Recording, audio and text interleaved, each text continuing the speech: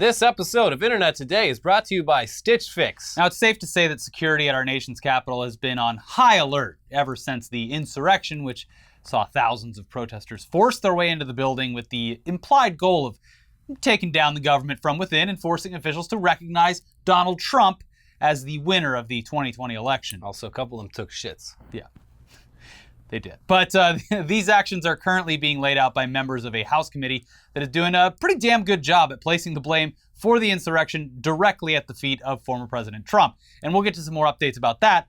But in a truly surreal slice of reality, the increased security and heightened awareness of abnormalities within the halls of the Capitol building has led to the following headline and story. Triumph the Insult Comic Dog arrested for unlawful entry at U.S. Capitol. We are, once again, living in clown world. So yes, a foul-mouthed puppet of a dog, frequently seen smoking a cigar, well, not really, but holding a cigar in its mouth. Where it frequently drops out to much comedic effect. Yeah, you guys are under arrest. That dog is not allowed to smoke in the U.S. Capitol. That's why I got arrested.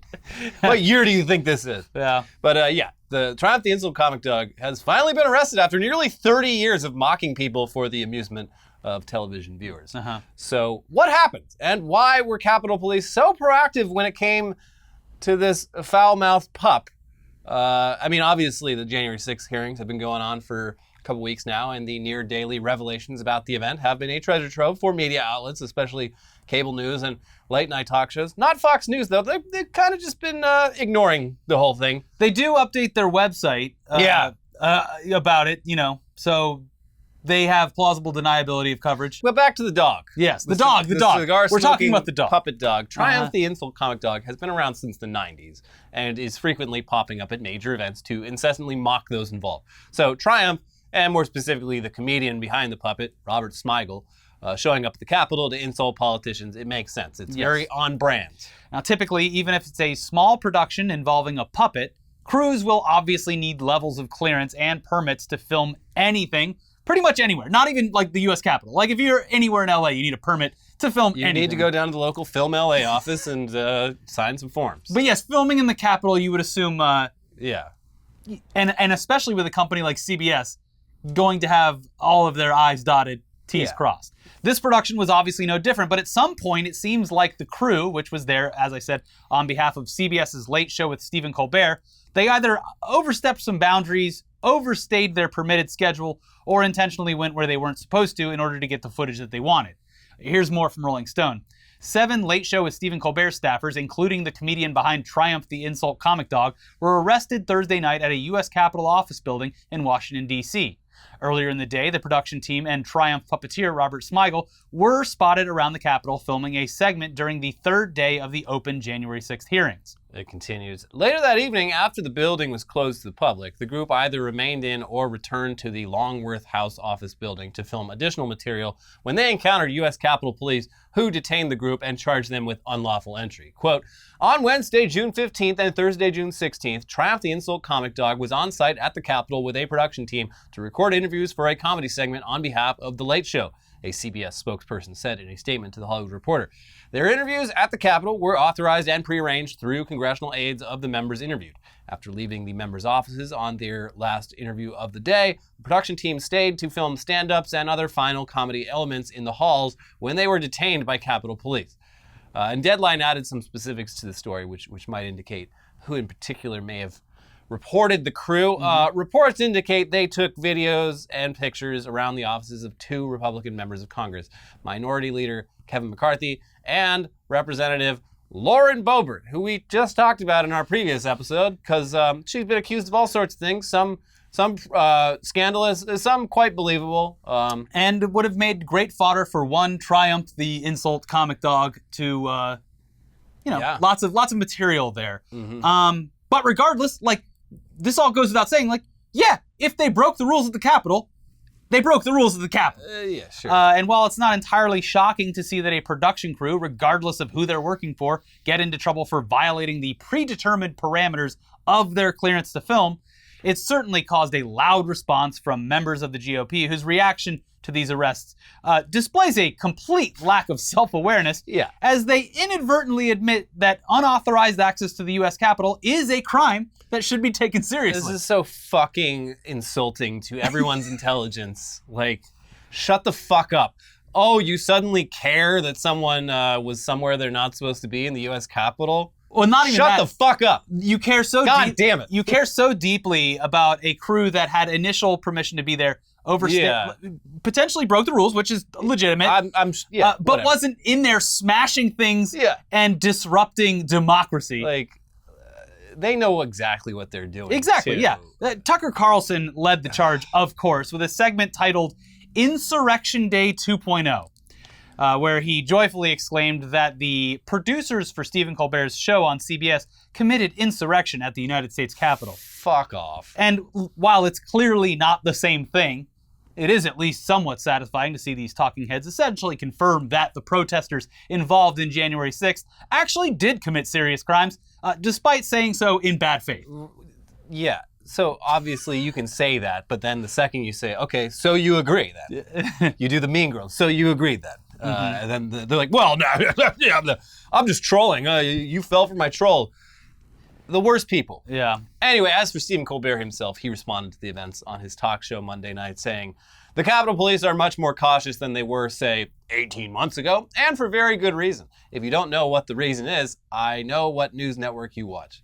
Though he did get a bit more serious while responding to the claims that this was an example of another insurrection, adding, an insurrection involves disrupting the lawful actions of Congress and howling for the blood of elected leaders, all to prevent the peaceful transfer of power. This was first-degree puppetry. This was hijinks with intent to goof. Misappropriation of an old Conan O'Brien bit. Yeah. So there you go. There's an update on all of that. But let's circle back to the reason that this production crew was there and the updates regarding the actual insurrection on the U.S. Capitol since we last covered these hearings. If you want to bring yourself up to speed on the first two hearings, our video from last week has all that info. But make sure you're logged in, first of all. It's been age-gated repeatedly, despite several rounds of appeals. YouTube won't tell us why it's age-gated, but they insist. They say, this is not a smut site. This is not a shock site. Yeah, they said this is not a shock site. YouTube is not a shock site. Very weird. Anyways, since that video, a few more things have come to light. Not that we weren't aware of the most recent revelations, but the evidence and testimony regarding the actions of elected officials, state election boards, and others has been laid out in more intricate detail in the last two hearings. And here are some key takeaways. There was a lot of focus on the role Vice President Pence could play in overturning the election, with details about how Trump attorney John Eastman was behind the play. The committee walked through how conservative Trump attorney John Eastman put forward a legal theory that Pence could unilaterally block certification of the election, a theory that was roundly rejected by Trump's White House attorneys and Pence's team, but nevertheless embraced by the former president. According to witness testimony, Pence himself and the lawyer who concocted the scheme advised Trump directly that the plan was unconstitutional and violated federal law. Committee members argued that this shows Trump's corrupt intentions and could lay the groundwork for a potential indictment. In a videotaped deposition, which was played Thursday, Pence's chief of staff, Mark Short, said Pence advised Trump many times that he didn't have the legal or constitutional authority to overturn the results while presiding over the joint session of Congress on January 6th to count the electoral votes. The committee then went further into the role Pence played as the villain in Trump's incitement, pointing out that Trump had repeatedly told his followers that Pence had the power to overturn the results, even tweeting during the riots that Pence didn't have the courage to do what should have been done. In a now somehow deleted tweet. Yeah. We don't know where that tweet went. Maybe the guy got banned for literally doing that. Yeah. Anyway, the hearings also revealed just how close the mob physically came to Pence, indicating that he was at one point within 40 feet of the rioters. I mean, I don't like Mike Pence, but that's also fucking scary. Yeah.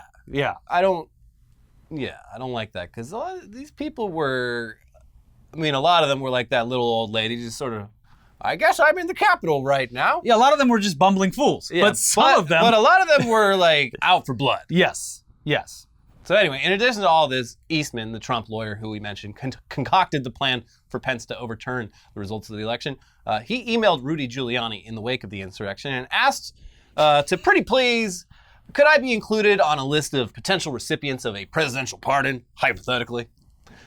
Quote, I've decided that I should be on the pardon list, if that is still in the works. The email from Eastman to Giuliani read, definitely emails you send when you are totally innocent of any crime. Yes. These are the emails of an innocent man. Look, just completely off topic, neither here nor there, but if there is a list of people the president's going to pardon, I mean, hey, I'd love to be on it. Not that it's going to be necessary. Specifically in the days after an insurrection on the Capitol that you might have been intricately involved in inspiring. Listen, it's not that I had unprotected sex last night, Doc. But if you have any plan B, I would really like one of those right now. No reason. Yeah. No reason at all. But a plan B would be pretty cool if you gave me one. Just to try it out. Just in case. No reason, though. Yeah. But fast forward to Tuesday of this week and day 4 of the hearings, which focused on the pressure that Trump and his associates put on state and local officials to either come up with the votes necessary to overturn the results or inaccurately accuse them of tampering with the results, which would cast doubt on the entire process. Here's NPR with more on day 4 of those hearings. Former President Donald Trump's team not only pressured GOP state officials to overturn the results of the 2020 presidential election he lost, but they knew there was no authority to do so, a key Republican witness said in testimony Tuesday, quote, "We've got lots of theories, but we just don't have the evidence," Trump lawyer Rudy Giuliani told Arizona House Speaker Rusty Bowers, according to Bowers, who testified to that Tuesday under oath before the January 6th committee. So Bowers testified that Trump asked him to entertain the idea of replacing Biden's slate of electors and replace them with people who were pro-Trump. Jesus. He said he didn't want to be used as a pawn and told the president, "You are asking me to do something to break my oath, and I will not break my oath." The pressure was widespread, from a multi-million-dollar ad campaign and the institutional help of the Republican National Committee to Trump meeting with state lawmakers in person, making threatening phone calls, as well as delivering public speeches and tweets that spurred threats, protests at houses, and doxing of personal information. All things you do when you are completely innocent of any wrongdoing. And definitely legally won an election. Very legal and very cool. Mm-hmm. The hearing also included testimony from an election worker in Georgia who filed suit over... This sucks. Yeah, this sucks real bad. Yeah, so she filed suit over threats after Trump called her out by name, implicating her in this false narrative that the Georgia election had been tampered with. Like, basically, she was doing her job as a election worker and was targeted and had all of these psychos from around the country. For no reason, just like, I'm pretty sure she's still in the election over there. Yeah. And I'm sure there was no racial element to that at all. She said her life was like completely flipped upside down. Yeah, no, it's like when Alex Jones... harassment nonstop. Yeah, he sicked every right-wing fucking dipshit in this country on this woman who was just doing a very boring little job involved in the election. Literally helping the country. Yeah, like it's very upsetting. Yeah. She did nothing wrong. So throughout all of this, including during his presidency, Trump repeatedly targeted so-called rhinos, or Republicans in name only. Why do they gotta make him sound so cool? Claiming that anyone who hadn't supported him in every scenario were turning their back on their political party or were secretly trying to work against it. Now, this has become a clearly marketed way for Trump loyalists to separate their representatives and pressure them to toe the Trump line or be voted out of office, despite aligning with their party in nearly every other aspect. The hearings publicly display the targeted harassment that these so-called rhinos received in the wake of January 6th and the 2020 election from their constituents.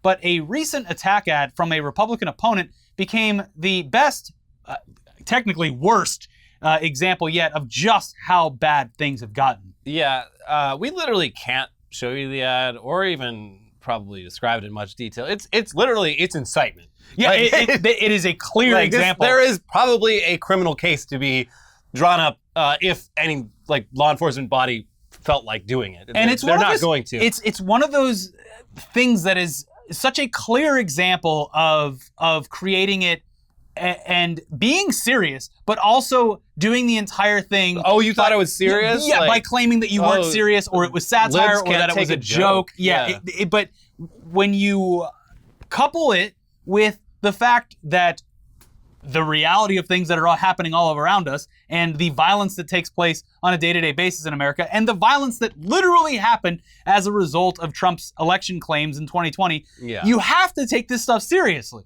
Yeah. So, yeah, this ad has been pulled from nearly every platform that it was posted to for it's not so subtle at all incitement of violence. Well, Twitter left the original up, but put one of those things on it being like, this is actually important because it's newsworthy to know that it's going on. RTs do not mean endorsements. Yeah. So yeah, earlier this week, Missouri Senate candidate Eric Greitens released a little video featuring weapons, specifically a shotgun held by the candidate, which is at this point pretty much your standard Republican ad. They all it's a tried and true pattern.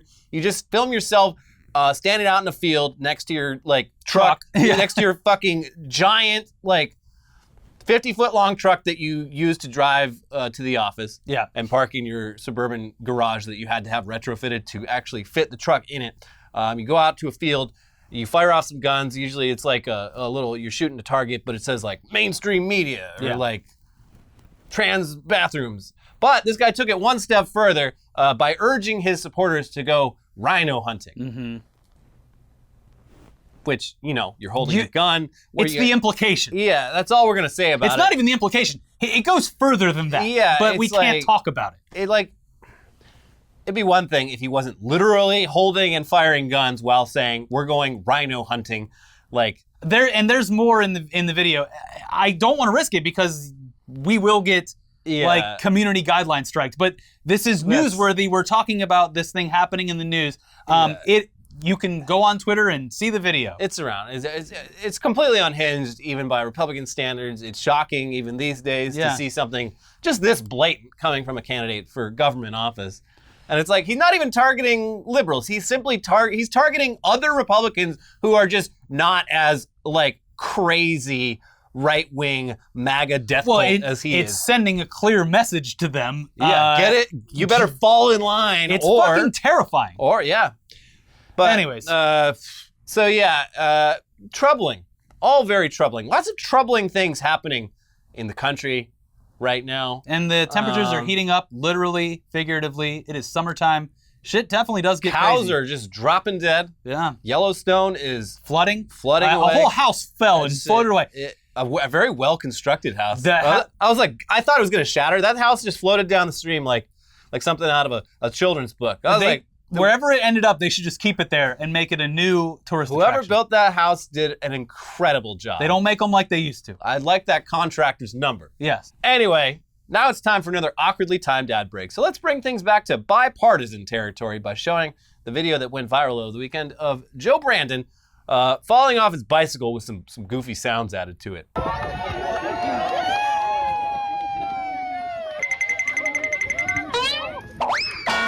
Well, that was fun. Now that we've broken things up, it's time for an ad break. Whoop! Bonk! He's surprisingly, he's in shape. Here's the thing. I gotta give him credit. He physically, he looks good for a guy who's, almost 80 years old. Yes. It is... I wish we had a younger president. I wish we had another president. I wish a lot of things were different. But I hope to be as physically active as a Joe Brandon. I actually wish we had a president exactly 1 year older than Joe Biden. But only one specific person. Yeah. Oh, yeah.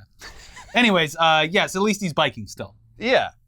He took a spill on a bike. When you hear that a 79-year-old man fell off a bike, it's like, uh-oh. Should we make some calls? Yeah. Should we settle our affairs? No, he's fine. So that's actually... Fell down, got back up again. That's cool. He's got the hookup on. He's got the main line on the chemicals they take from the little children. Yeah, exactly. Yeah, completely fine then. I can't think of the word. Although you'll remember it. a photoshopped article was going around that it was like the Atlantic or something, and people were peddling it as if they were saying that his fall was heroic. But it was a faked headline. Oh, so. I mean, who can tell these days? The fact that I believed it was real. That does say something about society, doesn't it? And the libs. And we all clapped. I'm surprised Kamala wasn't there to help pick him up. No one's heard from her in a year. She's been cast to the nether realm. Good. It's I love that she will never be president. There's just no fucking way. At this point? I completely forgot that she existed. Yeah. Yeah. Good. Yeah. She smashed that glass ceiling and just kept on going. Yep. She hasn't been seen from since. She's halfway to Pluto by now. Yeah. Anyway, that was fun. But you know what else is fun?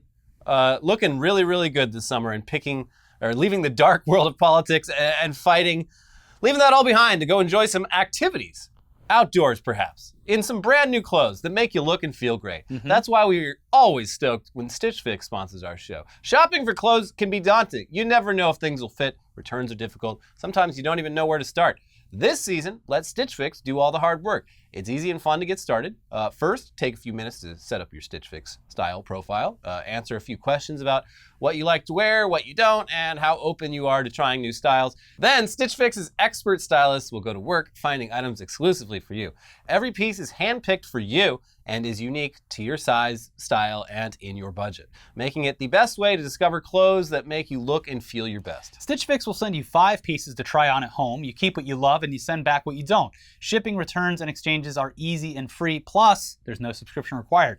Try once or set up automatic deliveries. There are no hidden fees ever, and you can sign up for Stitch Fix and get the season's latest pieces for women, men, and kids. I got a really nice Hawaiian shirt for the summer in my most recent fix, and I got these shoes. You can't see them, but I think they look nice. They're white suede, so I gotta get, maintenance. They looked beautiful out of the box, but now the responsibility falls on me. Despite how I look here, thanks to Stitch Fix, I look like a normal adult in real life scenarios. Yeah. If I get invited to a party or out to dinner, why, I look presentable, dare I say. Anyways, you can sign up today at stitchfix.com/todaydaily and get $20 off your first purchase. That is stitchfix.com/todaydaily to get $20 off your first purchase. This is a limited time offer and you need to purchase within 2 days of signing up. So check them out and thank you for sponsoring the show. All right, back to the news now with something that'll help draw focus away from our crumbling democracy and simply allow you to access the primate part of your brain to exclaim, wow, look at that giant fish. Yeah. Wow. It's big. That's right. National Geographic has confirmed what appears to be the largest freshwater fish ever recorded, a 661-pound giant stingray, which was caught by a local fisherman on the Mekong River in Cambodia. Now, before we get into the article, we should let you know that the stingray, it was released back into the water after being officially weighed, so it's presumed to be safe and potentially still growing, and officially confirmed to be thick as hell. Yes. Here's National Geographic with more about this amazing discovery. For Zeb Hogan, who's been documenting large freshwater fishes for almost 2 decades, the discovery of the ray, which was released alive back into the river, filled him with hope. Quote, "It proves these underwater leviathans, which are in critical danger, still exist," says Hogan, a fish biologist at the University of Nevada, Reno, and a National Geographic explorer. Hogan's quest for big fish, dubbed the Mega Fishes Project and supported by National Geographic Society, began in 2005 when fishermen in northern Thailand pulled a 646-pound catfish out of the Mekong River. Hogan, who had spent years in Southeast Asia studying the Mekong giant catfish, as the species was known, concluded it was the largest, that is, the heaviest, ever caught in the area. It's got some mass. Mm-hmm. The article points out that despite years of searching, these giant catfish were probably the biggest freshwater fish still in existence until last week when his team got the call from a research team in Cambodia. The fisherman told a team member he'd accidentally caught a giant freshwater stingray, much bigger than any he had previously seen. It was so big, he said, that it might even be a different species. Thune had been right about her enormous size, more than 13 feet from snout to tail. Jesus. It's huge. 13 feet from snout to tail. After maneuvering the giant fish onto 3 scales placed next to each other, the researchers were shocked to see her weight. At 661 pounds, she set a new world record for thickness. And she looks great. Mm-hmm. Mm-hmm. Proof that you can be healthy Sorry, not attractive. I can't jack off to this. Nope, not attractive, and no amount of woke agenda will make me change my mind about that. I do love the image I have in my head of Jordan Peterson jerking off to a giant stingray. Well, just letting it envelop him, just like a big blanket. Nope, can't do it. But that's so. Much like the not beautiful, the most beloved New Zealand bird contest or whatever that was. Like, bird of the year. Stingray, yeah, I guess it's a fish. It is kind of a bird, though. It does fly, but yeah. it would have been cooler if, catfish looks like a fish in your mind. Yeah, catfish is a big fish. Yeah, they're ginormous. But this stingray, yeah, technically it's the heaviest and it's very large, but it's a stingray. It's not what I picture in my head when I think about fish. But I'm sure the stingray would be very unhappy to hear me. There's only two real fish, the catfish and the tuna. Everything else is just some weird other thing. Yeah. Those are the only two fish. Anyways, there you go, yeah. Monsters exist in Cambodia, in the rivers of Cambodia. Go on a holiday in Cambodia. Yeah. It's, you'll do what you're told. So last week we had a fake monster Yeah. in Texas at that zoo lurking around in the trail cam. And this week we had a real monster, confirmed. Ah, real monster. Aren't you excited for that? But now it's time for an update on the current most hated video game of all time, Diablo Immortal. Isn't this like, aren't you playing this game a bunch? I beat the story in it, and I haven't played it since. Okay. But look, as a game, you should spend $0 on to play from start to finish. Completely fine. Anyways, we recently spoke about the incredibly predatory microtransactions that exist within this mobile game from Activision Blizzard, but also we made it clear that you shouldn't buy anything from the in-game shop because you can play it just fine without spending 1 red cent.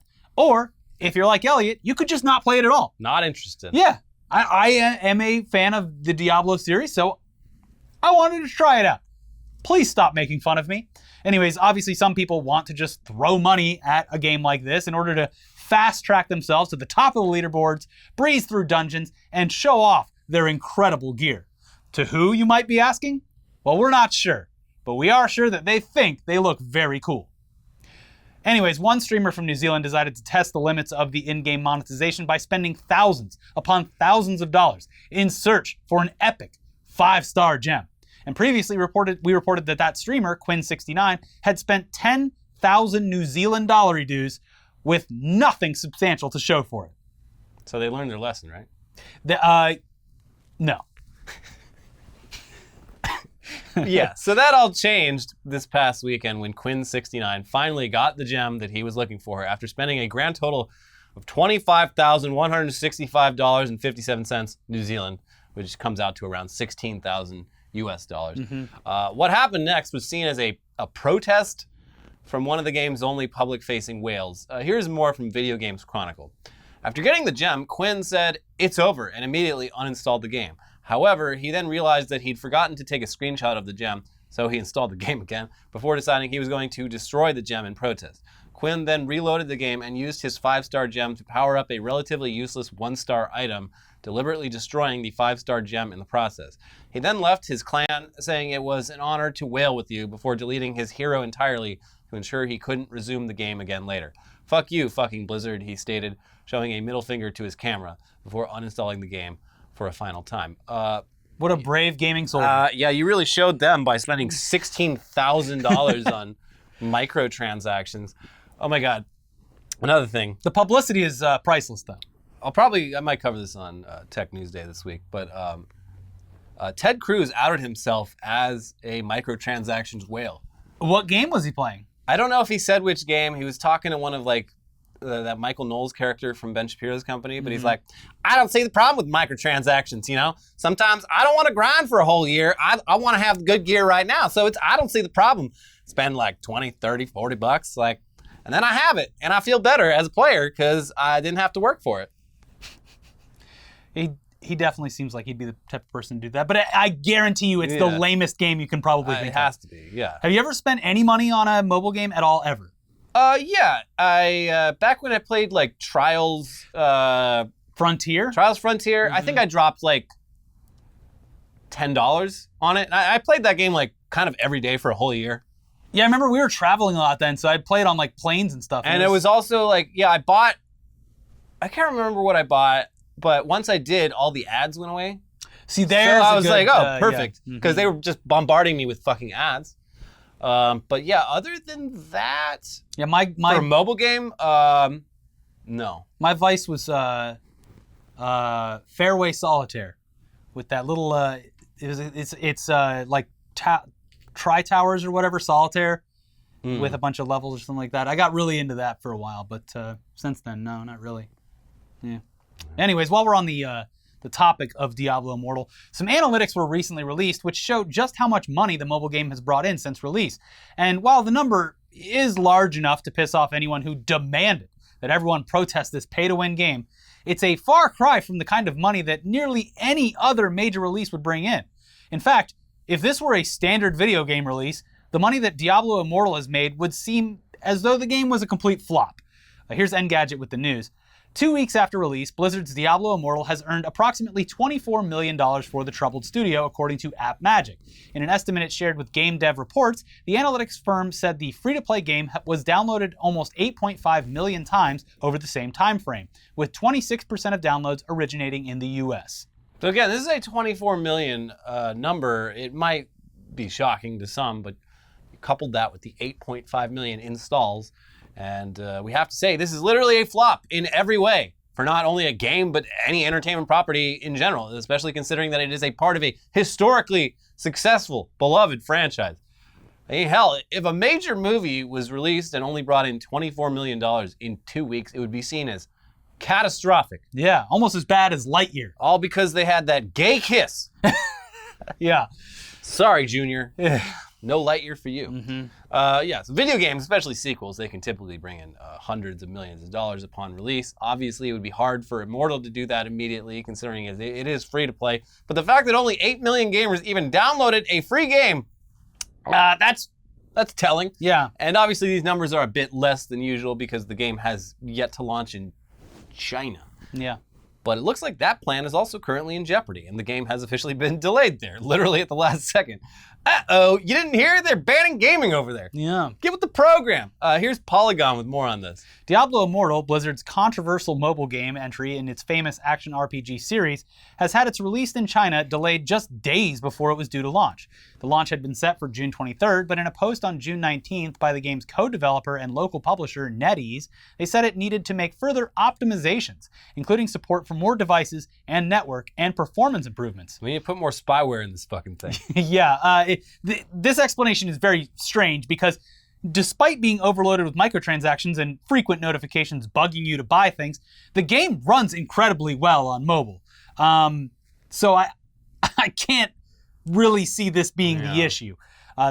Also, as we're well aware, this game, despite the Diablo skin being put on top of it, has existed for 5 years. Yeah. So, I don't know. The Polygon article, it does point this out, but then Blizzard doubled down on the optimization excuse in a statement, leaving many to wonder, what exactly is going on?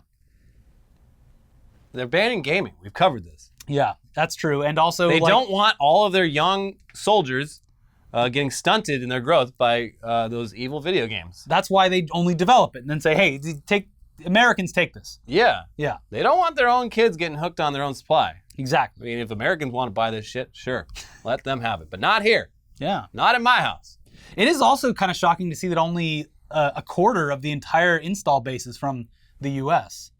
There's just like, people say vote with your wallets and told people to avoid this game. And I know that those numbers, they are big, but in comparison to other gaming numbers, like, people are saying no to this. 8 million gamers is very small.